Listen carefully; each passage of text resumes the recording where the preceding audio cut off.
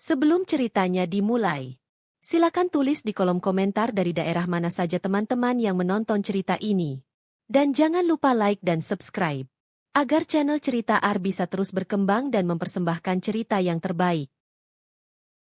Pagi itu, cahaya matahari baru saja menembus celah-celah jendela kayu rumah kecil yang berdiri di tepi jalan kampung.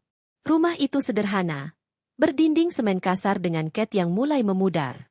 Di dalamnya, seorang wanita muda berusia 25 tahun, bernama Henny, tampak sibuk di dapur. Tangannya lincah mengupas bawang, memotong sayuran, dan menyalakan kompor untuk menyiapkan sarapan. Aroma tumisan bawang putih menyebar ke seluruh ruangan, bercampur dengan bau khas kopi hitam yang baru saja diseduh.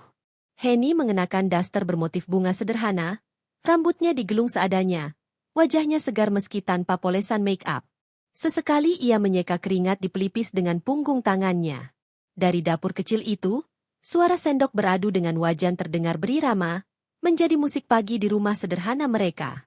Di ruang depan, Imam, suaminya, masih terdengar batuk-batuk kecil. Lelaki itu baru saja bangun, duduk di atas tikar tipis sambil meraih peci yang tergeletak di dekat bantal. Imam berusia 28 tahun, tubuhnya tinggi dan sedikit kurus, kulitnya sawo matang, wajahnya teduh meski ada garis lelah yang jelas. Ia bekerja sebagai pegawai administrasi di sebuah kantor swasta kecil di kota, yang jaraknya cukup jauh dari kampung mereka. Setiap hari ia harus berangkat pagi-pagi sekali, menempuh perjalanan hampir 1 jam dengan motor butut yang mereka miliki. Henny, sudah jam 6 kurang seperempat. Aku takut telat lagi. Suara Imam terdengar dari ruang depan. Sebentar, Mas. Nasi sudah matang? Tinggal goreng tempe. Kopinya sudah siap di meja. Jawab Henny sambil tetap sibuk dengan wajan di depannya. Imam berdiri, melangkah ke arah dapur. Ia melihat istrinya yang masih sibuk, lalu tersenyum kecil. Meski hidup mereka serba pas-pasan, Imam selalu merasa beruntung memiliki istri seperti Henny. Sederhana, rajin, tidak pernah banyak menuntut, dan selalu setia mendampinginya. Sudah, yang penting ada kopi sama nasi. Lauknya bisa apa saja, ucap Imam sambil mengambil cangkir kopi yang sudah mengepul. Henny menoleh sebentar, tersenyum kecil, lalu kembali menunduk ke arah wajan. Saya tahu Mas maunya sarapan yang agak lumayan, biar ada tenaga kerja seharian. Lagian tempenya tinggal goreng, sebentar saja selesai. Imam tertawa pelan, menyeruput kopi. Kamu memang istri terbaik. Kadang aku malu sendiri, belum bisa kasih banyak buat kamu. Rumah seadanya, motor hampir rongsokan, uang gaji pas-pasan. Tapi kamu tetap sabar. Henny meletakkan spatula, menatap Imam sebentar. Wajahnya terlihat tenang meski kata-kata Imam menyentuh perasaannya. Mas, jangan ngomong gitu. Saya nggak pernah merasa kurang. Yang penting kita sehat, bisa makan tiap hari, sama-sama saling jaga. Itu sudah cukup buat saya. Suasana dapur seketika hangat. Mereka terbiasa saling menguatkan, meski keadaan ekonomi tidak pernah benar-benar stabil. Imam lalu duduk di kursi kayu kecil dekat meja makan, sambil menunggu tempe goreng yang baru diangkat Henny. Setelah semuanya siap, mereka duduk berdua di meja makan mungil itu. Nasi putih hangat, tempe goreng, sambal sederhana, dan sayur bening bayam tersaji di atas meja. Bagi orang lain mungkin terlalu sederhana, tapi bagi Henny dan Imam, itu sudah cukup untuk mengawali hari. Ayo, Mas, makan dulu. Jangan keburu-buru, nanti malah keselek, kata Henny sambil menuangkan nasi ke piring Imam. Imam tersenyum, menerima piring, lalu mulai makan dengan lahap. Henny pun ikut menyendok nasi ke piringnya. Suasana makan pagi itu tenang, hanya terdengar suara sendok dan piring beradu. Sesekali mereka saling melempar senyum, seolah ingin menguatkan satu sama lain. Setelah selesai, Imam segera bersiap-siap. Ia mengenakan kemeja biru muda yang sudah tampak agak lusuh, celana bahan hitam, dan sepatu kulit murahan yang bagian solnya sudah mulai tipis. Henny memperhatikan dari dapur sambil membereskan meja makan. Mas, nanti pulangnya jangan lupa mampir ke warung Bu Sarmi ya. Katanya ada beras baru turun.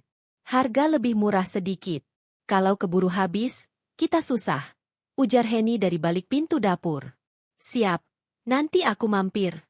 Tapi kalau gajiku belum cair, pinjam dulu ya.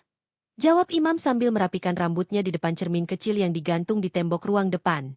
Iya, nggak apa-apa. Yang penting ada beras. Anak-anak kecil di sini juga kadang suka main ke rumah.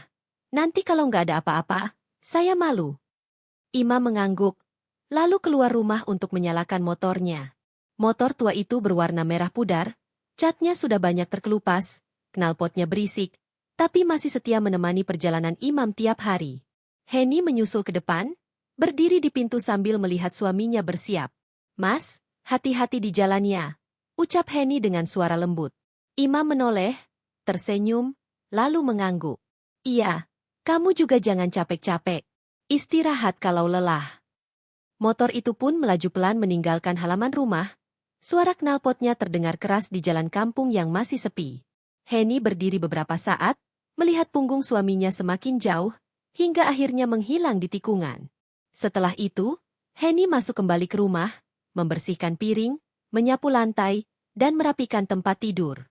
Rumah kecil itu memang tidak banyak ruang, tapi selalu dijaga agar tetap bersih dan nyaman. Meski kadang bocor saat hujan, meski dindingnya mulai retak di beberapa bagian, Henny tidak pernah mengeluh. Sekitar pukul 9, Henny keluar rumah, membawa sapu lidi. Ia mulai menyapu halaman depan, membersihkan daun-daun kering yang jatuh dari pohon mangga di depan rumah. Udara masih sejuk.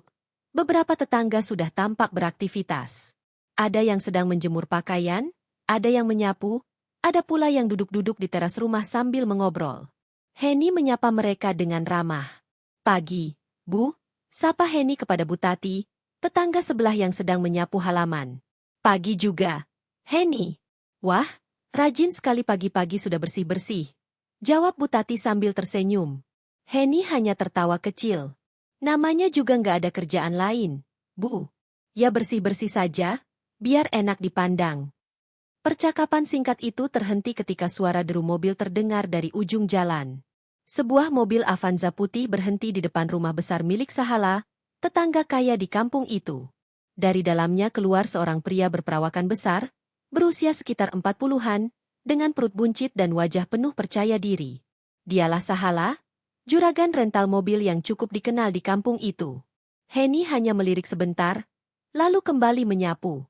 Ia tidak terlalu dekat dengan Sahala, meski sering melihatnya lalu lalang dengan mobil berbeda setiap hari. Sahala dikenal banyak orang karena usahanya, tapi juga sering dibicarakan karena sikapnya yang sombong dan suka meremehkan orang. Wah, itu Pak Sahala. Pagi-pagi sudah ada mobil baru lagi. Gumam Bu Tati sambil memandangi mobil di depan rumah Sahala. Namanya juga orang usaha, Bu. Rezekinya memang banyak, jawab Henny singkat, tidak ingin berkomentar lebih jauh. Dalam hati, Henny sebenarnya tidak terlalu suka dengan cara Sahala selalu memamerkan kekayaannya. Setiap kali ada mobil baru, ia selalu memarkir di depan rumah agar semua orang melihat. Bahkan kadang ia dengan sengaja bercerita keras-keras kepada orang-orang yang lewat tentang mobil yang baru dibeli atau disewakan. Namun Henny memilih untuk diam dan tidak ikut bergosip. Setelah selesai menyapu, Henny masuk kembali ke rumah. Ia menyalakan radio kecil yang ada di dapur, mendengarkan lagu-lagu lama sambil mencuci pakaian. Tumpukan baju di ember sudah menunggu sejak kemarin. Tangannya cekatan mengucek, memeras, lalu membilas. Sesekali ia duduk untuk mengistirahatkan punggung yang mulai pegal. Hari itu berjalan seperti biasa.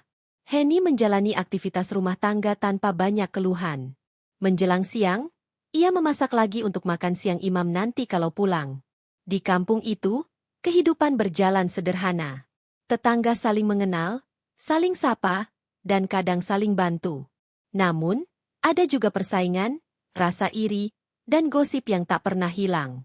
Henny, yang terbiasa bersikap ramah dan peduli, sebenarnya cukup disukai banyak orang.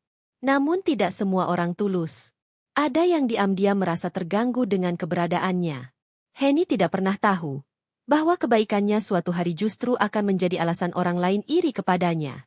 Untuk saat ini, ia hanya seorang istri muda yang berusaha menjaga rumah, menunggu suami pulang, dan hidup sederhana di tengah lingkungan yang penuh warna. Sahala keluar dari mobil putihnya dengan wajah penuh kemenangan, seolah setiap langkahnya ingin ditonton banyak orang. Kaos polo yang menempel di tubuhnya jelas bukan barang murahan. Jam tangan berkilau mencuri perhatian mata siapa saja yang melihat. Pria itu melangkah ke halaman rumahnya yang besar. Bangunan 2 lantai dengan pagar besi tinggi, kontras dengan rumah-rumah sederhana di sekitarnya. Beberapa anak kecil yang sedang bermain di pinggir jalan berhenti sejenak, menatap mobil barunya. Wah, mobil Pak Sahala tambah lagi. Ya, gumam salah satu anak dengan suara kagum. Sahala mendengarnya, lalu tersenyum puas. Ia bahkan sengaja mengeraskan suaranya saat menjawab. Iya dong, baru datang tadi pagi dari dealer. Mobil ini kalau disewa sehari bisa 1 juta. Laris manis kalau ada musim nikahan. Anak-anak kecil itu mengangguk-angguk, meski mungkin tidak sepenuhnya mengerti arti uang sebesar itu. Sementara di seberang jalan, beberapa ibu rumah tangga yang tengah menjemur pakaian saling melirik, lalu mulai berbisik-bisik. Banyak betul mobilnya. Mau jadi bos besar kali ya? Kata Bu Ati pelan kepada temannya. Bos rental memang. Tapi kalau ngomong sama orang, gayanya tuh kayak paling hebat di dunia. Timpal Bulina sambil menahan senyum sinis. Henny yang masih duduk di beranda rumahnya hanya mendengar sekilas percakapan itu. Ia tidak ikut berkomentar. Baginya, rezeki orang lain sudah ada jalannya masing-masing. Kalau Sahala memang diberi kelimpahan harta, biarlah. Tidak ada gunanya iri atau membicarakan di belakang. Namun Sahala berbeda. Ia bukan tipe orang yang bisa membiarkan orang lain lebih disukai daripada dirinya. Sejak lama ia memperhatikan bahwa meski dirinya kaya, dihormati karena harta, tapi orang-orang kampung sering lebih dekat dengan Henny. Henny dikenal suka menolong. Kalau ada tetangga yang sakit, dialah orang pertama yang datang menjenguk. Kalau ada acara kampung, Henny selalu membantu meski hanya membawa masakan sederhana. Bahkan anak-anak kecil sering bermain di rumah Henny karena merasa disambut dengan baik. Semua itu membuat Sahala diam-diam merasa tersaingi. Orang itu cuma istri pegawai kecil. Rumahnya aja hampir roboh. Tapi entah kenapa banyak yang suka sama dia. Gumam Sahala suatu malam kepada istrinya, Sulastri, sambil menghitung uang setoran rental. Sulastri menatap suaminya dengan heran. Kenapa kamu peduli? Toh dia nggak ada apa-apanya dibanding kita. Itu dia masalahnya. Las. Orang kaya seperti kita harusnya yang dihormati. Tapi lihat saja. Kalau ada kumpul RT, siapa yang duduk paling banyak disamperin? Siapa yang paling banyak diajak ngobrol? Itu si Henny. Padahal dia nggak ada apa-apanya. Sulastri hanya menghela napas. Ia tahu betul sifat suaminya yang mudah terbakar rasa iri. Keesokan harinya, Sahala sudah kembali dengan kebiasaan lamanya. Pamer. Ia sengaja membuka kap mobil barunya di halaman, seolah sedang mengecek mesin, padahal lebih banyak melirik ke jalan untuk memastikan ada orang yang melihat. Bagus mesinnya. Mobil ini baru keluar pabrik, kilometernya masih 100. Kalau mau sewa, mesti daftar jauh-jauh hari, soalnya peminatnya banyak. Kata Sahala keras-keras, cukup agar orang yang lewat mendengar. Beberapa orang hanya menanggapi dengan anggukan singkat, lalu berlalu. Tidak semua tetangga nyaman dengan sikap itu. Sebagian bahkan diam-diam merasa terganggu. Namun mereka tetap segan, karena Sahala dikenal suka menyinggung orang yang tidak menuruti keinginannya. Di sisi lain, Henny tetap menjalani harinya dengan sederhana. Pagi itu ia sedang menjemur cucian ketika Bu Tati menghampiri. Henny, nanti sore jangan lupa ikut rapat RT, ya? Katanya mau bahas acara 17-an, ujar Bu Tati. Iya, Bu. Saya datang. Paling bawa gorengan buat teman-teman ngopi, jawab Henny sambil tersenyum. Bu Tati tertawa kecil. Kalau kamu yang bawa gorengan, pasti cepat habis. Enak soalnya. Percakapan ringan itu membuat suasana semakin hangat. Henny memang punya kelebihan kecil yang membuat orang lain nyaman. Ia selalu apa adanya, tidak pernah menampilkan diri lebih dari yang ia miliki. Sore harinya, saat rapat RT berlangsung di balai kecil kampung, suasana ramai. Warga berkumpul, duduk lesehan, ada yang sambil membawa camilan. Imam pun sudah pulang kerja, duduk di samping Henny dengan wajah sedikit lelah. Ketua RT membuka rapat, membicarakan rencana lomba, iuran warga, hingga persiapan dekorasi. Semua berjalan lancar, banyak yang memberi ide, banyak pula yang menawarkan bantuan. Henny beberapa kali ikut bicara, menawarkan diri untuk membantu membuat konsumsi. Ucapannya disambut baik. Orang-orang memang tahu, meski sederhana, makanan buatan Henny selalu enak. Sahala yang datang sedikit terlambat masuk dengan gaya khasnya. Ia mengenakan kemeja mahal, wangi parfum langsung tercium saat ia duduk. Maaf telat, tadi ada urusan sewa mobil, katanya keras-keras, membuat beberapa orang melirik. Saat giliran membicarakan hadiah lomba, Sahala angkat bicara. Kalau soal hadiah, biar saya saja yang tanggung. Hadiah utama nanti sepeda baru, saya belikan. Biar acara kita meriah. Warga serentak bertepuk tangan. Meski banyak yang tahu Sahala suka pamer, tapi tawaran itu memang menguntungkan acara kampung. Namun di balik tepuk tangan itu, tatapan Sahala sempat melirik ke arah Heni yang duduk tenang di samping Imam. Ada rasa tidak puas di dalam dirinya. Sekaya apapun dirinya, perhatian orang selalu terasa lebih hangat kepada wanita muda itu. Dalam hati, Sahala bertekad. Ia ingin membuat Heni jatuh. Entah bagaimana caranya, ia ingin orang-orang berhenti mengagumi wanita sederhana itu. Dan dari situlah benih keirian itu mulai tumbuh lebih kuat, perlahan-lahan membentuk rencana yang kelak akan menjadi bencana besar dalam kehidupan Heni. Siang di kampung selalu membawa suasana yang khas. Jalan tanah yang membelah deretan rumah tampak lengang ketika matahari tepat di atas kepala. Hanya beberapa anak kecil yang masih berlari-larian, tak peduli panas terik membakar kulit. Suara ayam berkokok bersahut-sahutan dengan dengungan serangga dari kebun pisang di belakang rumah warga. Heni duduk di teras rumahnya, mengipas wajah dengan selembar karton bekas. Cucian yang dijemur di tali sudah bergoyang ditiup angin. Sesekali terdengar suara kain beradu. Di pangkuannya, ada buku catatan kecil berisi daftar belanja. Ia sedang menghitung sisa uang belanja seminggu ini. 20.000 buat sayur, 15.000 buat minyak, beras masih ada setengah karung. Gumamnya pelan. Alisnya berkerut, tapi bibirnya tetap tersenyum tipis.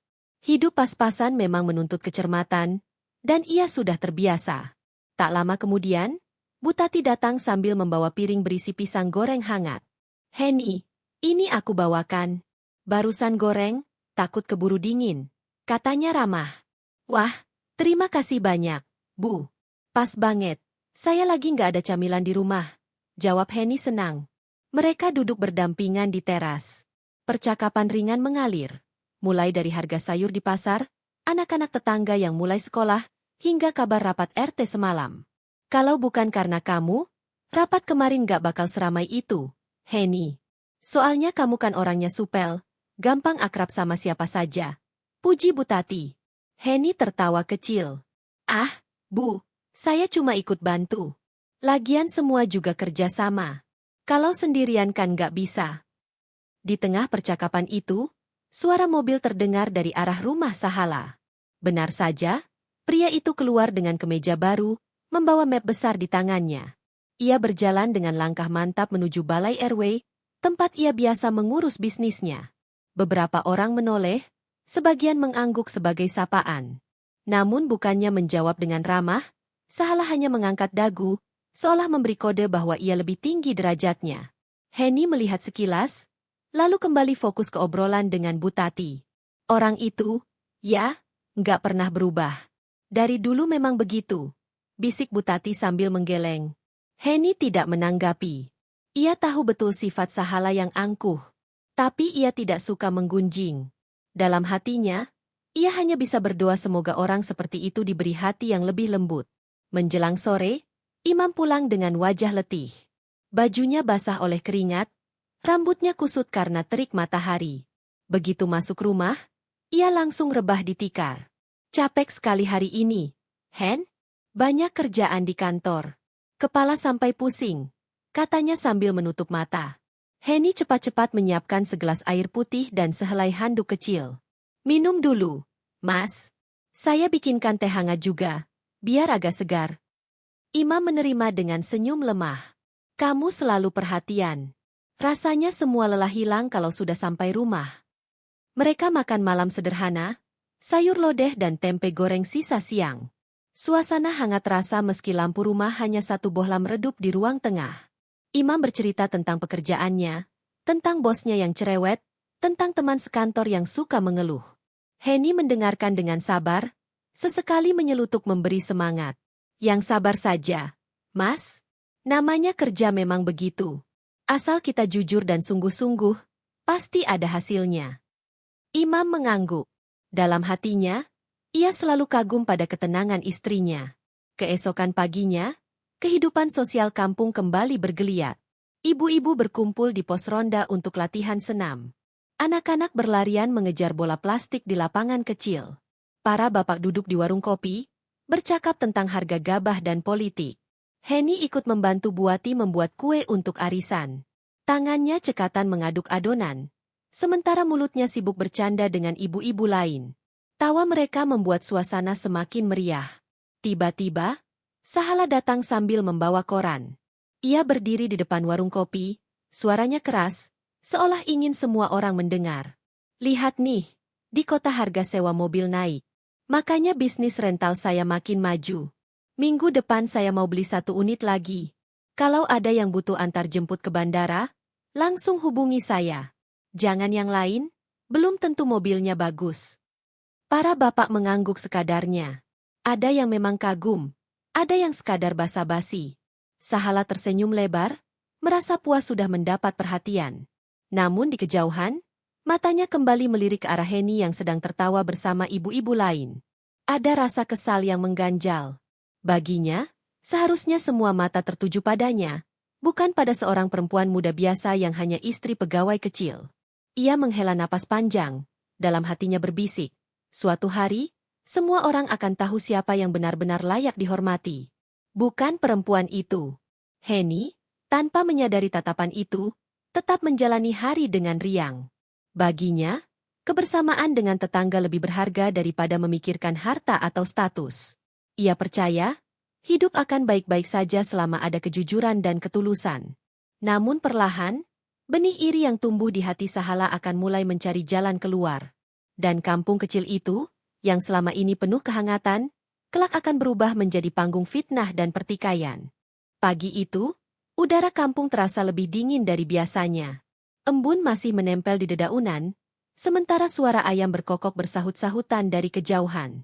Henny berdiri di teras rumah sambil menyapu halaman yang mulai dipenuhi daun mangga kering. Ia menikmati kesunyian pagi, meski dalam pikirannya ada banyak hal yang harus dikerjakan hari ini. Imam baru saja berangkat kerja dengan motornya. Henny sempat melihat suaminya itu menoleh sambil melambaikan tangan, memberi senyum yang membuat hatinya sedikit lebih tenang. Walau hidup mereka sederhana, Henny merasa cukup selama mereka saling mendukung. Namun pagi ini, Henny merasa ada yang berbeda. Beberapa tetangga yang biasanya menyapa hangat, kini terlihat hanya melirik sekilas lalu cepat-cepat berlalu. Ada yang seakan menahan kata-kata, ada pula yang sengaja berpaling saat berpapasan dengannya. Henny mencoba mengabaikan hal itu, tapi perasaan aneh menggelayuti hatinya. Ia kembali menyapu dengan gerakan lebih cepat, seolah ingin mengusir rasa tidak nyaman yang tiba-tiba datang. Bu Henny, pagi. Sebuah suara menyapanya. Henny mendongak, mendapati Bu Lastri, tetangga yang rumahnya berseberangan, sedang berdiri sambil membawa ember berisi cucian. Wanita parubaya itu tersenyum tipis, meski matanya seperti menyimpan sesuatu. Pagi juga, Bu, jawab Henny dengan ramah. Bu Lastri hendak melanjutkan langkah, namun sempat berhenti sebentar. Bu, nanti hati-hati ya kalau ketemu orang-orang. Ada saja yang ngomong aneh-aneh. Henny terdiam sejenak. Maksudnya bagaimana, Bu? Tidak apa-apa. Saya cuma mengingatkan saja. Kadang orang memang suka salah paham. Bu Lastri buru-buru berlalu, meninggalkan Henny dengan sejuta tanya. Henny menghela napas panjang. Ia mencoba mengalihkan pikirannya dengan masuk ke dapur, menyiapkan sayuran yang tadi pagi ia beli di pasar. Tapi dalam hati, ia tidak bisa begitu saja melupakan kata-kata Bu Lastri. Siang harinya, Henny memutuskan keluar sebentar untuk membeli bumbu dapur yang kurang di warung dekat rumah Sahala.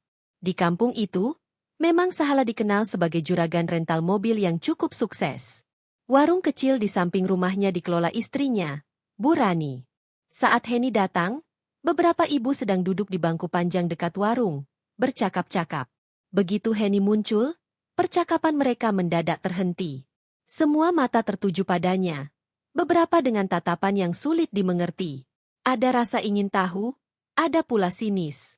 Siang, Bu Rani, sapa Henny sambil berusaha tetap tenang. Siang, jawab Bu Rani singkat, wajahnya kaku. Ada bawang merah, cabai, Sama garam, Bu. Masih ada. Bu Rani mengambil barang yang diminta dan meletakkannya di atas meja tanpa banyak bicara. Henny menyerahkan uang, menerima barang belanjaannya, lalu segera pamit. Namun telinganya menangkap suara lirih salah satu ibu yang berbisik ke temannya, cukup keras untuk didengar. Itu dia orangnya. Ah, masa sih? Bisik yang lain. Iya, katanya. Suara itu mengecil. Namun Henny bisa merasakan jelas kalau bisikan itu ditujukan padanya. Langkah Henny pulang terasa berat. Ada yang aneh. Apa maksud mereka? Apa yang mereka bicarakan? Sesampainya di rumah, ia duduk di ruang tamu sambil memandangi belanjaannya. Hatinya kacau. Sejak pagi tadi, suasana di kampung ini terasa berbeda. Seolah ada sesuatu yang ia tidak tahu. Namun semua orang sudah tahu. Ketika sore menjelang, Imam pulang. Henny menyambutnya dengan senyum, berusaha menutupi kegelisahannya. Capek, Mas? Tanyanya. Lumayan. Hari ini bengkel ramai, jawab Imam sambil melepas sepatu. Kamu kenapa? Mukamu kelihatan murung. Henny sempat ragu. Mas, tadi aku ke warung Bu Rani. Entah kenapa, orang-orang pada bisik-bisik. Sejak pagi juga, beberapa tetangga kayak menjauh. Imam mengernyit. Bisik-bisik? Tentang apa? Itu yang aku tidak tahu, Mas. Tapi rasanya, ada yang tidak beres. Imam terdiam sejenak, lalu menepuk bahu istrinya. Kamu jangan terlalu dipikir. Mungkin cuma perasaanmu saja. Orang kampung memang kadang begitu. Suka ngomongin sesuatu yang tidak jelas. Tapi aku yakin, Mas, ada yang mereka sembunyikan. Imam menghela napas panjang. Ya sudah, nanti kita cari tahu pelan-pelan. Jangan sampai kita ikut terpancing. Yang penting kita tetap jaga nama baik. Henny mengangguk, meski dalam hatinya masih gundah. Malam itu, selepas Isya, suara musik dari rumah Sahala terdengar cukup keras. Rupanya keluarga itu sedang mengadakan acara kecil, entah arisan atau kumpul-kumpul dengan kerabat. Beberapa tetangga tampak datang, lalu lalang membawa makanan. Henny hanya bisa melihat dari balik jendela. Ada rasa ingin tahu yang besar, apalagi setelah kejadian siang tadi. Ia memperhatikan Sahala yang berdiri di depan rumah, tertawa lebar sambil merangkul beberapa orang. Dari gesturnya, terlihat jelas ia sedang bercerita panjang lebar. Orang-orang di sekitarnya mendengar dengan serius, lalu tertawa, beberapa menggeleng-gelengkan kepala. Henny merasa dadanya sesak. Ia tidak tahu apa yang sedang dibicarakan, tapi firasatnya mengatakan sesuatu yang buruk. Ketika Imam melihat istrinya termenung di jendela, ia mendekat. Sudahlah, jangan dipikirkan. Kalau kamu terlalu memperhatikan, kamu sendiri yang sakit hati. Aku takut, Mas, kalau ternyata mereka benar-benar ngomongin kita. Imam menatap wajah istrinya yang mulai diliputi cemas. Kalaupun iya, kita hadapi bersama. Kita tidak salah. Yang penting kita jangan ikut-ikutan menyebarkan gosip. Henny berusaha menguatkan diri dengan kata-kata suaminya. Tapi dalam hati kecilnya, ia tahu badai itu perlahan sedang mendekat. Malam itu ia sulit tidur. Bisikan-bisikan dari warung, tatapan aneh para tetangga, dan gelak tawa dari rumah Sahala seolah menyatu menjadi mimpi buruk yang menghantui. Ia tidak tahu apa yang akan terjadi. Tapi ia merasakan sesuatu yang besar akan menimpa keluarganya. Keesokan paginya, Henny bangun lebih awal dari biasanya. Ia menyalakan kompor untuk merebus air, lalu menyiapkan sarapan sederhana untuk Imam. Tangannya cekatan mengiris bawang, menumis sambal, dan menggoreng tempe. Namun wajahnya tampak murung. Malam tadi ia hampir tidak bisa tidur. Masih terbayang dengan tatapan aneh para tetangga dan suara tawa dari rumah Sahala. Imam keluar dari kamar dengan rambut agak berantakan, sambil menguap panjang. Pagi, nih. Pagi, Mas. Henny menoleh sebentar, lalu kembali mengaduk wajan. Imam duduk di kursi ruang makan. Kamu begadang ya? Matamu sembab. Tidak bisa tidur, Mas. Aku kepikiran terus. Rasanya semua orang di kampung ini berubah. Imam terdiam sejenak, lalu berusaha memberi senyum. Ya sudahlah. Kita tidak usah peduli. Selama kita tidak berbuat salah, tidak ada yang perlu ditakutkan. Tapi kenapa mereka menjauh? Mas, aku bahkan tidak tahu aku salah apa. Imam menghela napas panjang. Kalau memang ada yang salah paham, nanti akan terbuka dengan sendirinya. Percaya saja. Henny hanya mengangguk pelan.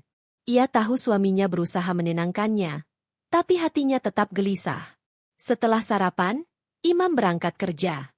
Henny mengantar sampai ke teras, melihat motor tua suaminya menghilang di tikungan jalan. Ia lalu kembali ke dalam rumah, mencoba mengalihkan pikiran dengan membersihkan lemari pakaian dan melipat cucian.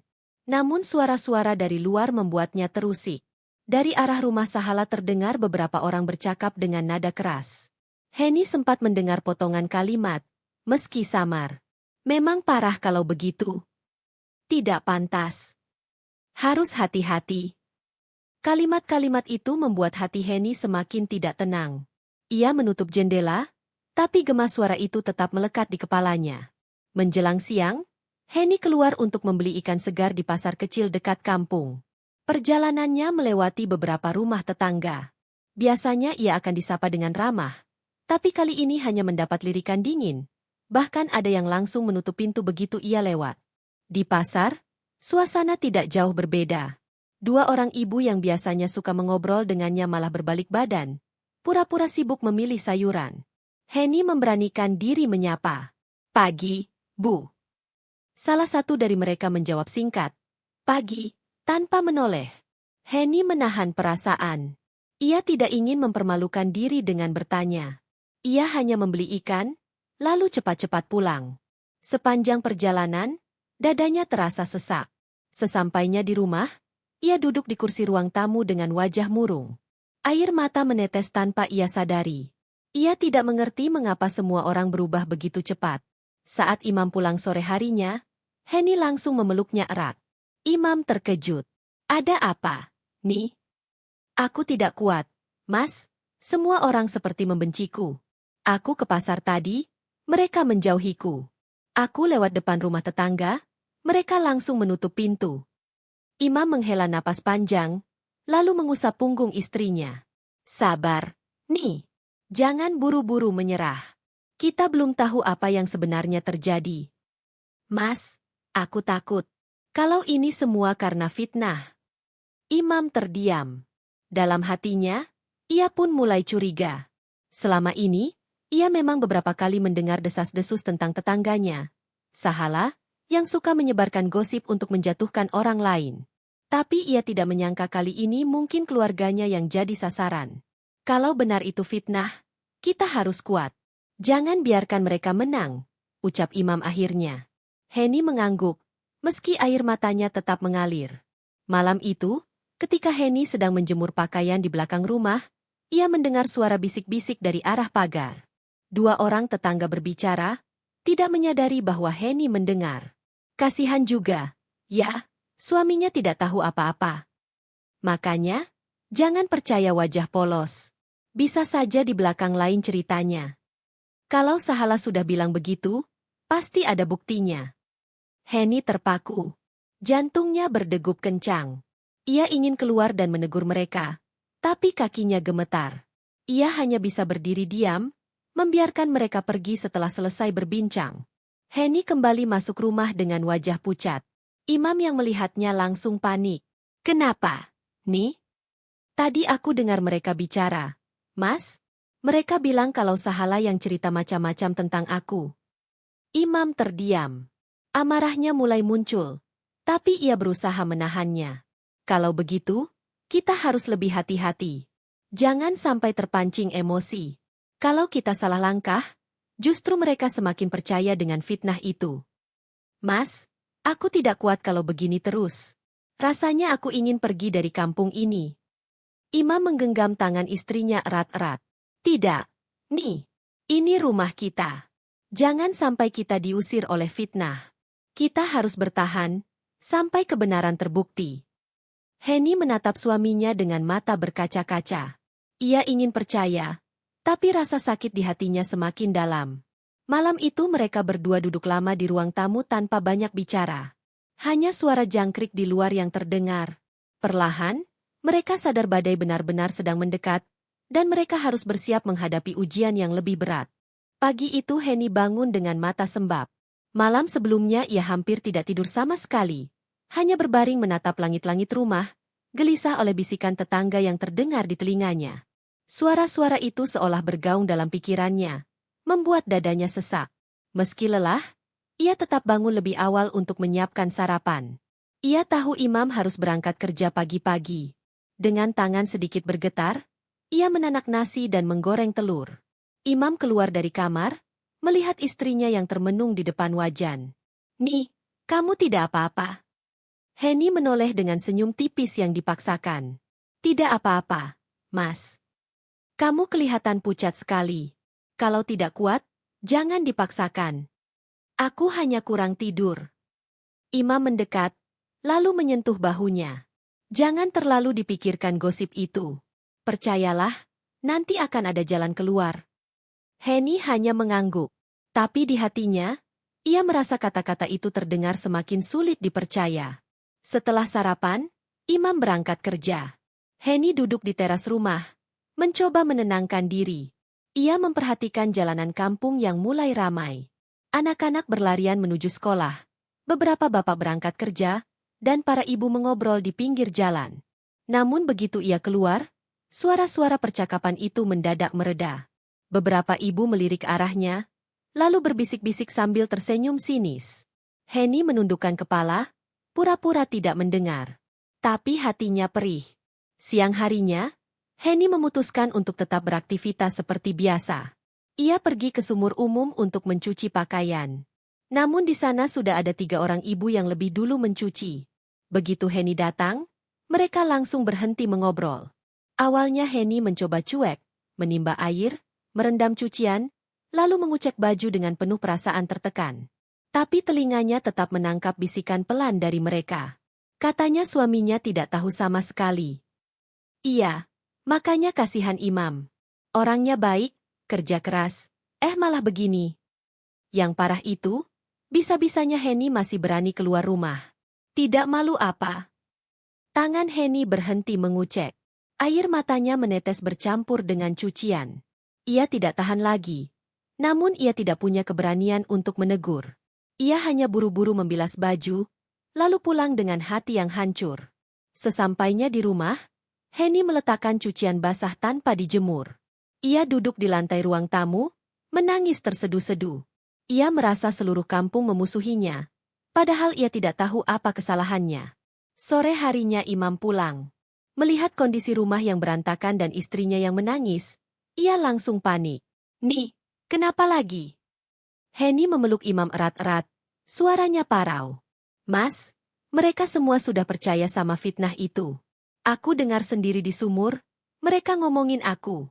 Katanya aku tidak tahu malu, katanya aku jahat sama kamu." Imam mengepalkan tangannya. "Sahala, pasti dia yang mulai semua ini." "Mas, aku tidak kuat. Aku ingin pergi saja dari sini." "Tidak. Jangan pernah kamu ngomong begitu. Ini rumah kita. Nih, kamu tidak salah. Jadi kamu tidak boleh pergi. Kalau kita pergi, sama saja kita mengakui fitnah itu benar." Henny menatap suaminya dengan mata penuh air. "Tapi mereka semua membenciku, Mas. Mereka tidak mau lagi dekat denganku." Imam menarik napas panjang, mencoba menenangkan emosinya. "Aku akan cari tahu. Nih. Aku tidak bisa diam saja. Kalau benar Sahala yang memfitnah kamu, aku harus hadapi dia." Henny panik. "Jangan, Mas. Aku takut kalau kamu salah bicara nanti malah tambah parah." "Tapi sampai kapan kita terus begini? Kamu dihina, aku pun ikut jadi bahan omongan. Aku tidak bisa biarkan nama kita diinjak-injak." Henny menunduk, tidak sanggup menjawab. Ia tahu Imam benar, tapi ia juga takut jika semua akan semakin buruk. Malam itu, Imam duduk termenung di teras rumah. Angin malam bertiup pelan, membawa suara tawa dari rumah Sahala yang sedang berkumpul dengan beberapa orang. Imam menatap ke arah sana dengan mata penuh amarah. Dalam hatinya, ia berjanji, jika besok keadaan tidak berubah, ia akan mendatangi Sahala. Ia harus mendengar langsung apa yang sebenarnya disebarkan orang itu tentang istrinya. Di dalam rumah, Henny berdoa dalam hati sambil menahan tangis. Ia memohon agar semua ini segera berakhir. Namun ia juga tahu, badai yang lebih besar sedang menunggu di depan mata. Pagi itu udara terasa lebih berat bagi Henny. Matahari bersinar cerah, tapi hatinya gelap. Ia berdiri di dapur sambil memotong sayuran untuk makan siang. Tangannya bergetar setiap kali teringat kata-kata yang ia dengar di sumur kemarin. Seolah-olah semua tetangga kini memandangnya sebagai orang hina. Imam duduk di ruang tamu, menyalakan radio kecil sambil menyeruput kopi. Namun pikirannya tidak tenang. Malam tadi ia hampir tidak tidur, terus memikirkan bagaimana cara menghadapi fitnah yang diduga berasal dari Sahala. "Nih," panggil Imam dari ruang tamu. "Iya, Mas," sahut Henny sambil menoleh dari dapur. "Kalau nanti aku tanya langsung ke orang-orang, kamu tidak keberatan, kan?" Henny terdiam sejenak. "Maksud Mas, tanya soal gosip itu?" "Iya, aku tidak tahan. Kalau aku diam, mereka akan terus menuduh kamu. Aku harus tahu, apa sebenarnya yang Sahala sebarkan." Henny menelan ludah. "Tapi kalau Mas tanya, takutnya malah makin diperkeruh. Mereka bisa saja tambah yakin kalau kita memang salah." Imam menatap wajah istrinya dengan penuh keyakinan. "Aku lebih takut kalau kita terus-terusan begini. Kamu semakin menderita. Nih, aku tidak bisa biarkan itu terjadi." Henny menunduk. Ada rasa takut, tapi juga rasa lega karena Imam berdiri di sisinya. Menjelang siang, Imam memutuskan keluar rumah. Ia berjalan ke warung dekat rumah Sahala, berpura-pura membeli rokok. Saat itu ada beberapa bapak duduk mengobrol, dan Imam sengaja mendekat. "Siang, Pak," sapa Imam sambil tersenyum. "Siang," jawab salah satu dari mereka dengan nada datar. Imam duduk di bangku panjang, lalu memesan rokok.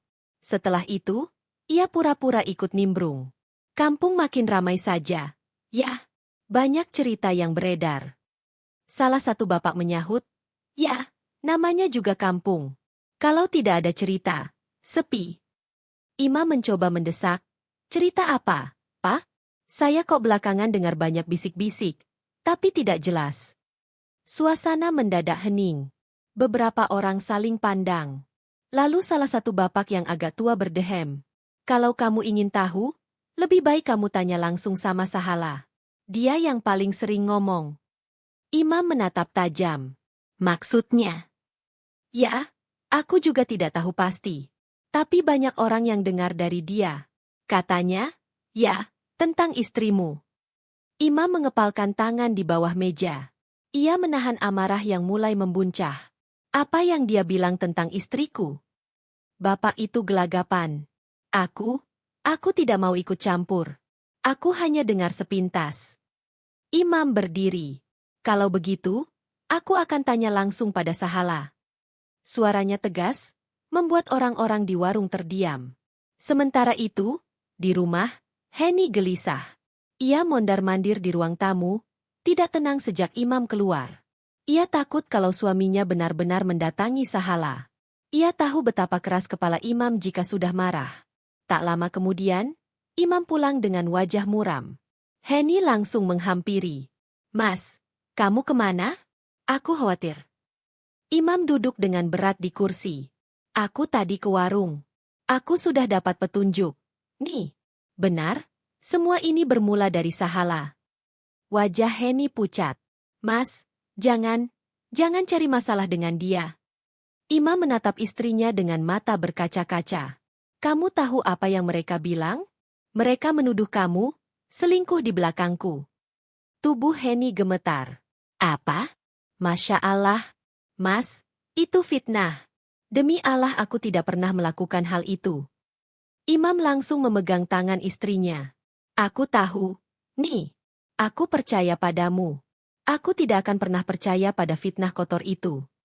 Air mata Henny jatuh deras. Ia merasa hancur mendengar tuduhan sekeji itu. Imam melanjutkan dengan suara bergetar, "Aku tidak habis pikir, bagaimana Sahala bisa tega menyebarkan fitnah seperti itu. Dan yang lebih menyakitkan, orang-orang percaya begitu saja tanpa mencari tahu kebenarannya." Henny menutup wajahnya dengan kedua tangan. "Ya Allah, sampai segitunya mereka membenciku." Imam mengusap punggung istrinya. "Kamu tidak sendirian. Aku di sini." Kita akan hadapi ini bersama. Malam itu, Henny duduk lama di sajadah setelah sholat Isya. Ia berdoa dengan air mata, memohon agar Allah segera menampakkan kebenaran. Sementara imam duduk di teras rumah, menatap rumah sahala yang masih ramai dengan tamu. Dalam hati imam bertekad, aku tidak akan biarkan fitnah ini menghancurkan keluargaku. Suatu saat, kebenaran pasti terungkap. Namun ia juga sadar, jalan menuju kebenaran masih panjang. Dan selama itu, mereka harus kuat menghadapi setiap tatapan sinis, setiap bisikan jahat, dan setiap pengucilan yang terus menghantui hari-hari mereka. Pagi itu, suasana rumah Henny masih terasa berat. Malam sebelumnya, imam tidak bisa tidur nyenyak. Ia terus teringat bagaimana tatapan tetangga ketika dirinya keluar untuk membeli obat. Pandangan penuh kecurigaan, bisik-bisik lirih yang terdengar jelas meski seolah ditahan, hingga lirikan menusuk yang membuatnya merasa begitu asing di lingkungannya sendiri. Henny pun tak kalah merasakan tekanan. Sejak beberapa hari terakhir, ia jarang keluar rumah. Biasanya ia senang menyapu halaman atau sekadar menyapa ibu-ibu yang lewat untuk pergi ke pasar. Namun sekarang, langkah kakinya terasa berat. Bahkan untuk sekadar membuka pintu pagar saja ia ragu. Ia takut menerima tatapan sinis atau bisikan penuh prasangka. Imam mencoba menguatkan hati istrinya. Hen, jangan takut keluar. Kita nggak salah. Kita cuma harus sabar. Orang-orang itu lama-lama pasti akan tahu kebenarannya. Ucap imam sambil menggenggam tangan istrinya. Henny hanya tersenyum lemah. Aku tahu, Mas. Tapi rasa sakitnya itu, lebih dari sekadar kata-kata. Mereka yang dulu sering duduk di teras rumah kita, ikut minum teh bareng, sekarang nggak mau menatap wajahku. Rasanya aku dianggap najis. Imam terdiam. Kata-kata istrinya menusuk hati. Ia paham betul apa yang dirasakan Henny. Perubahan sikap orang-orang sekitar begitu nyata, begitu cepat. Semua itu bermula dari fitnah yang dilontarkan oleh Sahala, tetangga mereka yang memiliki usaha rental mobil. Fitnah yang tak masuk akal, tapi mampu membakar emosi dan kebencian orang-orang. Hari itu, Imam berencana pergi ke warung dekat jalan besar untuk membeli beberapa kebutuhan pokok. Aku pergi sebentar ya. Hen, mau beli beras sama gula, katanya. Henny menatap Imam dengan ragu. Apa nggak usah dulu, Mas? Aku takut kalau ada orang yang ngomong macem-macem lagi ke kamu. Imam menarik napas dalam-dalam. Kita nggak bisa sembunyi terus, Hen. Kalau kita sembunyi, mereka makin merasa benar. Kita tetap harus hidup normal. Nggak ada yang bisa larang kita belanja, larang kita keluar rumah. Kita warga sini juga. Dengan langkah mantap, Imam keluar rumah. Sepanjang jalan, tatapan orang-orang masih terasa menusuk. Beberapa ibu-ibu yang sedang duduk di bangku depan rumah tetangga langsung berhenti bicara begitu Imam lewat. Mereka saling berbisik, lalu tertawa kecil. Imam berpura-pura tidak mendengar, meski hatinya perih. Sesampainya di warung, suasana canggung terasa. Pemilik warung, seorang ibu parubaya bernama Bulastri, biasanya ramah sekali dengan Imam. Namun kali ini, senyumnya kaku. Ia melayani Imam dengan singkat, tanpa basa-basi. Imam hanya bisa menghela napas. Bu, beras 5 kilo sama gula 2 kilo, ucap Imam. Bulastri mengambilkan barang-barang itu tanpa banyak kata. Setelah membayar, Imam berterima kasih. Namun tidak ada balasan ramah seperti biasanya. Hanya anggukan dingin. Dalam perjalanan pulang, Imam semakin merasakan bahwa fitnah Sahala benar-benar berhasil meracuni pikiran orang-orang. Ia menggenggam erat plastik belanjaan, mencoba menahan gejolak hatinya. Sementara itu, di rumah, Henny gelisah menunggu Imam. Setiap suara motor lewat membuatnya menoleh ke arah jalan. Ketika akhirnya Imam datang, ia langsung berdiri menyambut. Gimana, Mas? Ada yang nyakitin kamu? Tanya Henny dengan cemas. Imam tersenyum pahit. Gak ada yang nyakitin secara langsung. Tapi, tatapan orang-orang itu, Hen. Rasanya seperti dipandang bukan manusia. Henny menunduk. Air matanya jatuh tanpa bisa ia tahan. Kenapa harus kita yang ngalamin ini semua, Mas? Padahal kita nggak pernah ganggu orang. Nggak pernah usik kehidupan mereka. Imam mengusap pundak istrinya. Sabar ya, Hen. Aku yakin, Tuhan nggak tidur. Cepat atau lambat kebenaran akan terbuka. Hari-hari berikutnya berjalan semakin sulit. Henny benar-benar merasa terasing di lingkungannya sendiri. Ketika ia hendak menjemur pakaian, beberapa ibu-ibu yang sedang lewat menoleh dengan ekspresi jijik, lalu segera mempercepat langkah. Anak-anak kecil yang dulu sering bermain di depan rumah mereka kini dilarang orang tuanya mendekat. Rumah Henny dan Imam terasa seperti rumah kutukan yang harus dihindari. Suatu sore, terdengar suara gaduh dari arah rumah Sahala. Ternyata ia sedang bercerita lantang di depan beberapa tetangga yang berkumpul. Henny, yang sedang berada di dapur, bisa mendengar samar-samar percakapan itu. Orang itu licik. Jangan pernah percaya tampang polosnya. Kalau kita biarin, nanti bisa bahaya buat kita semua. Suara Sahala terdengar jelas. Beberapa tetangga menimpali. Iya. Saya juga udah lihat sendiri tingkah lakunya. Memang harus hati-hati. Henny menggenggam erat ujung bajunya. Dadanya berdegup kencang. Ia ingin sekali keluar dan melawan. Namun ia tahu itu hanya akan membuat keadaan semakin buruk. Dengan suara serak, ia berbisik kepada dirinya sendiri. Ya Allah, berikan aku kekuatan. Jangan biarkan aku jatuh dalam kebencian seperti mereka. Malam itu, Henny dan Imam duduk berdua di ruang tengah. Lampu redup. Suara jangkrik dari luar terdengar sayup-sayup. Mas, sampai kapan kita kuat menghadapi ini? Tanya Henny lirih. Imam menatap istrinya dalam-dalam. Sampai kebenaran terungkap. Hen, kita nggak boleh kalah sama fitnah. Kalau kita menyerah sekarang, berarti kita mengakui mereka benar. Henny mengangguk, meski matanya basah. Ia tahu Imam berusaha keras menjadi sandaran yang kokoh, tapi ia juga bisa merasakan suaminya lelah. Keduanya hanya bisa berdoa dalam hati, berharap suatu saat nanti tabir kebohongan itu akan tersingkap. Hari-hari terasa panjang dan penuh tekanan. Namun dalam hati kecil mereka, masih ada seberkas cahaya harapan. Malam itu, udara terasa begitu pengap. Henny duduk di tepi ranjang, memeluk lututnya. Imam sudah tertidur dengan napas berat, tapi Henny masih terjaga. Pikirannya kacau. Setiap kali ia menutup mata, ia teringat wajah-wajah tetangga yang memandanginya dengan jijik. Hatinya sesak, matanya panas.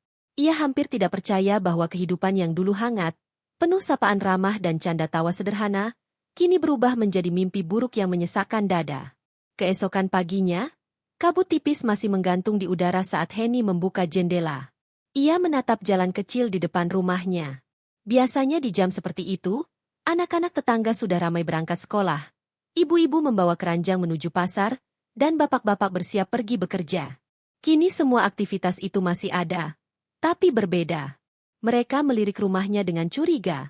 Beberapa berpura-pura tak melihat, dan sebagian lagi terang-terangan menghindar. Imam keluar dari kamar sambil meregangkan tubuh.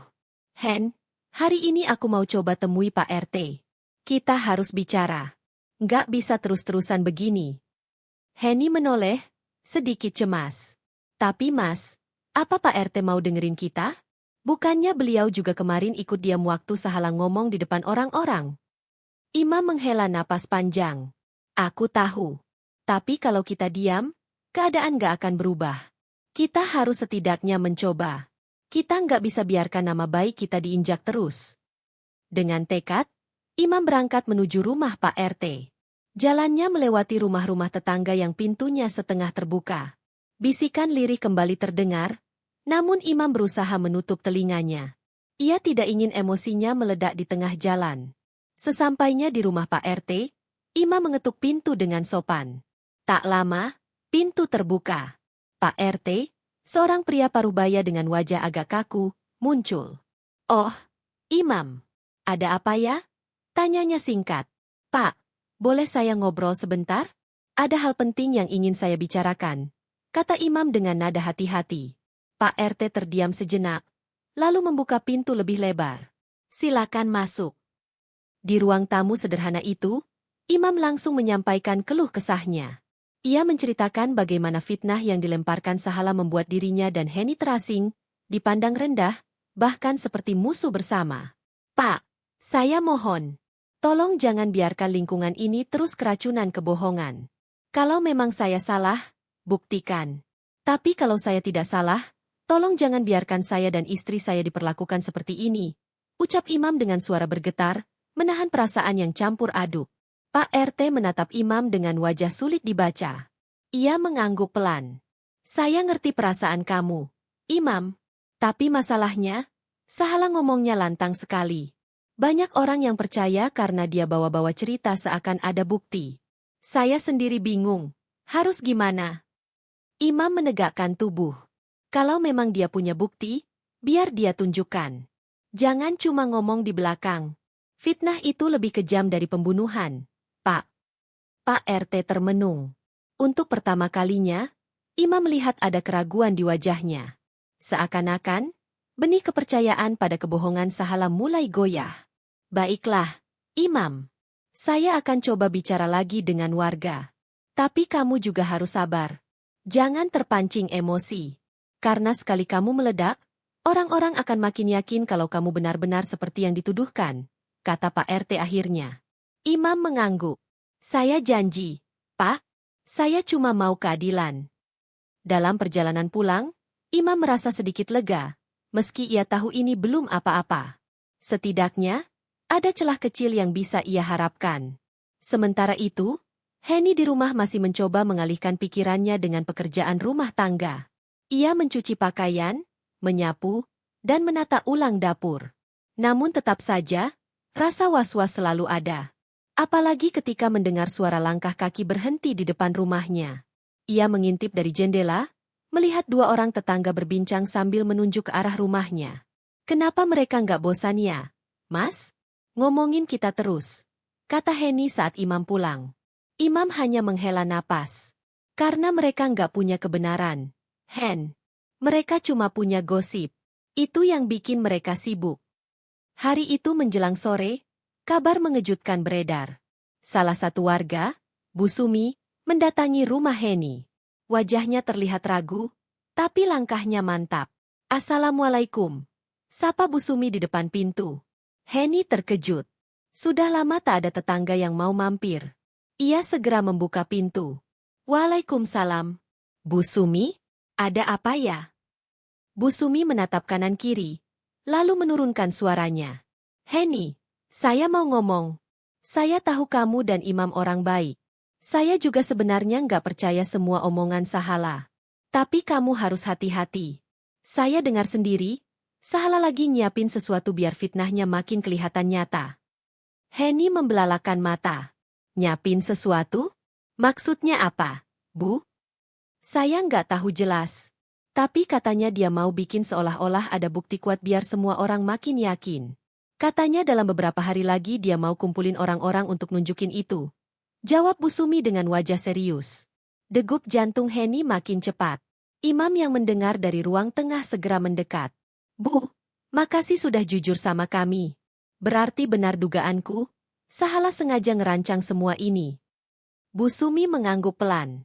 Saya nggak bisa lama-lama di sini. Takut ada yang lihat.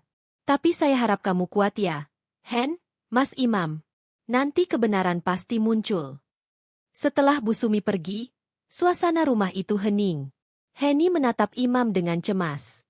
Mas, gimana kalau dia berhasil? Gimana kalau orang-orang makin yakin sama kebohongannya? Imam menggenggam tangan istrinya erat. Hen, justru karena dia mau bikin bukti palsu, artinya dia nggak punya bukti asli. Itu kelemahannya. Kita harus siap. Kalau waktunya tiba, kita bongkar semuanya. Hari mulai gelap, tapi hati Henny dan Imam tak tenang. Mereka sadar, badai fitnah belum mencapai puncaknya. Namun tanda-tanda bahwa kebohongan itu akan segera terbongkar juga mulai terlihat. Dalam hati kecil mereka, tumbuh harapan baru, meski samar.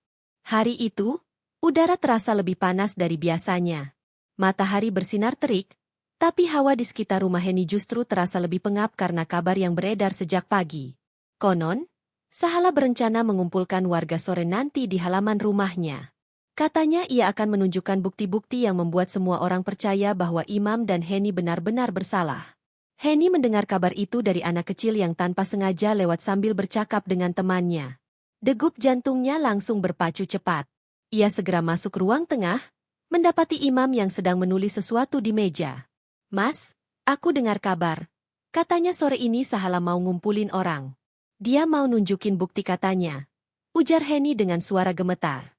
Imam berhenti menulis, lalu menatap istrinya dalam-dalam. Berarti ini puncaknya. Hen.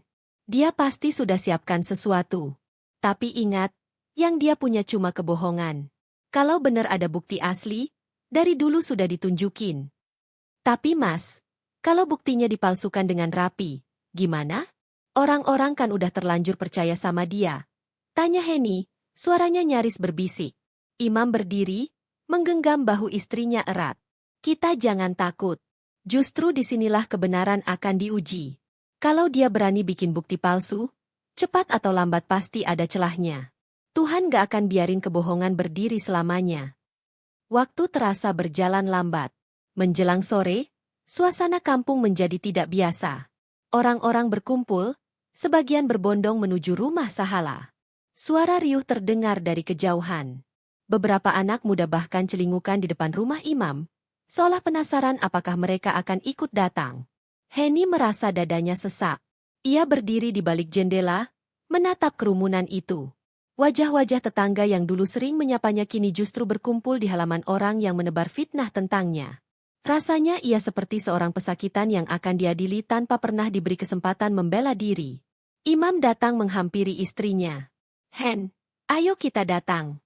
Kita nggak boleh diam di rumah aja. Kalau kita nggak hadir, mereka makin yakin kalau kita salah. Henny menoleh dengan wajah cemas. Mas yakin? Aku takut mereka semua menyerang kita. Imam mengangguk mantap. Aku yakin. Kita nggak salah. Hen, ingat, diam itu bisa ditafsirkan tanda bersalah. Kita harus berani. Dengan langkah berat, Henny menggandeng tangan Imam. Mereka berdua berjalan menuju kerumunan itu. Beberapa pasang mata langsung menoleh, sebagian berbisik, sebagian lagi menatap dengan sorot penuh kebencian. Namun ada juga yang hanya diam, seolah ragu. Di depan rumahnya, Sahala berdiri dengan dada membusung. Ia tersenyum penuh kemenangan melihat kehadiran Imam dan Henny. Oh, jadi kalian datang juga ya? Bagus. Biar semua orang bisa lihat langsung. Kerumunan makin rapat. Pak RT pun hadir, berdiri di sisi warga. Suasananya seperti sebuah sidang terbuka, tapi tanpa aturan yang jelas. Warga semua, hari ini saya akan tunjukkan bukti kalau Imam dan istrinya ini memang tidak pantas tinggal di kampung kita. Mereka bukan orang baik-baik seperti yang kalian kira, teriak Sahala lantang. Beberapa warga bersorak kecil, sebagian mengangguk-angguk. Namun ada pula yang tampak menunggu dengan penuh penasaran. Sahala lalu mengangkat sebuah amplop coklat besar. Di dalam ini ada catatan dan kesaksian. Semua akan membuktikan apa yang saya bilang selama ini benar. Henny menggenggam tangan Imam semakin erat. Wajahnya pucat. Ia bisa merasakan getaran halus di telapak tangan suaminya, tanda bahwa Imam pun sebenarnya tegang. Sahala mulai mengeluarkan beberapa lembar kertas. Ini catatan. Ada tanda tangan saksi. Mereka sendiri yang bilang kalau Henny dan Imam sudah melakukan perbuatan tercela di belakang kita semua. Sorak-sorai kecil terdengar. Beberapa orang langsung percaya, namun sebagian lagi tampak ragu. Imam maju selangkah. Suaranya tegas. Kalau benar ada saksi, sebutkan siapa namanya. Biar dia bicara langsung di sini. Jangan cuma kertas yang gak jelas asalnya. Sahala terdiam sepersekian detik, lalu mencoba menutupi dengan tawa sinis. Semua saksi takut kalau ngomong langsung. Tapi mereka sudah tanda tangan. Itu cukup jadi bukti. Imam menggeleng keras. Tanda tangan di kertas bisa dipalsukan. Kalau memang benar saksi hidup, panggil orangnya sekarang. Jangan sembunyi di balik kertas. Kerumunan mulai gaduh. Beberapa warga saling pandang, mulai ada keraguan. Pak RT pun maju. Betul juga kata Imam. Kalau memang ada saksi, sebaiknya kita dengar langsung dari mulutnya. Biar jelas. Wajah Sahala tampak tegang, meski ia berusaha menutupinya dengan suara lantang. Saksi-saksi itu nggak bisa datang. Tapi bukti sudah cukup jelas.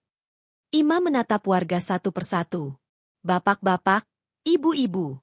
Kalau kalian percaya, lihat baik-baik. Dari dulu Sahala selalu ngomong, Tapi tidak pernah bisa tunjukin bukti nyata. Sekarang cuma selembar kertas yang bahkan kita nggak tahu siapa yang tanda tangan. Apa pantas nama baik orang dihancurkan hanya dengan itu? Kerumunan makin ribut.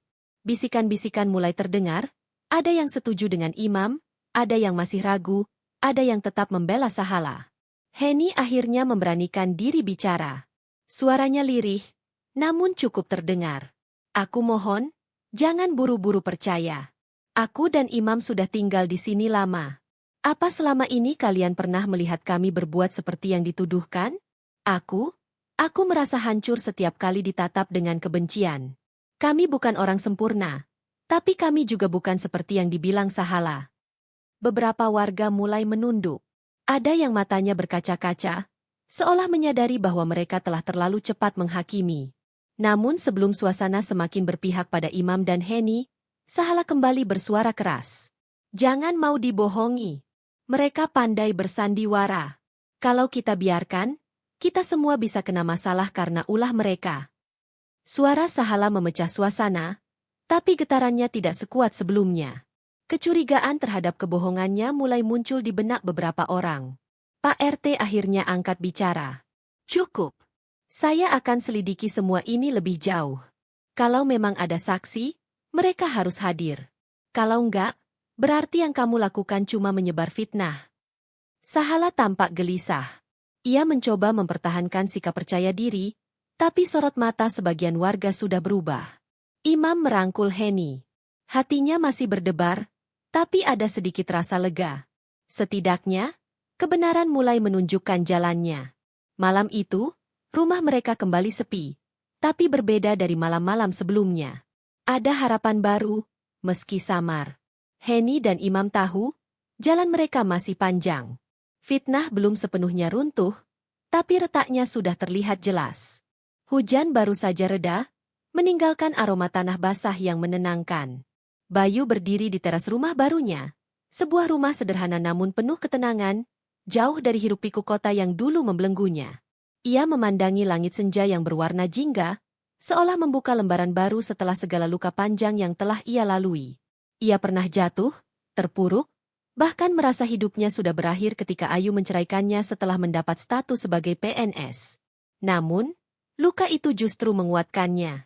Bayu belajar bahwa cinta sejati bukan tentang gelar, harta, atau status, melainkan tentang kesetiaan dan ketulusan yang tak pernah luntur meski badai datang menghadang. Kini, di sisinya ada seseorang yang dengan tulus menerima semua kekurangannya, tanpa menuntut dan tanpa membandingkan.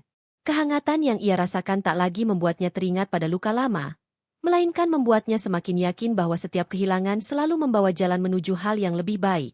Di kejauhan, Ayu berdiri seorang diri di dalam rumah mewahnya. Senyum yang dulu sering ia pamerkan kini tergantikan oleh tatapan kosong yang penuh penyesalan. Segala yang ia kejar selama ini terasa hampa. Status, jabatan, dan kekuasaan ternyata tak mampu mengisi ruang kosong dalam hatinya. Bayu, lelaki yang dulu ia tinggalkan, kini justru melangkah jauh lebih bahagia tanpa dirinya. Epilog ini menutup sebuah kisah tentang pengkhianatan, kejatuhan, perjuangan, hingga kebangkitan kembali. Hidup selalu memberi pilihan, tetap terpuruk dalam luka atau bangkit dan menciptakan kebahagiaan baru. Bayu memilih jalan yang kedua. Dan disinilah ia berdiri, sebagai pemenang dalam hidupnya sendiri. Langit senja semakin merona, seakan ikut merayakan kemenangannya.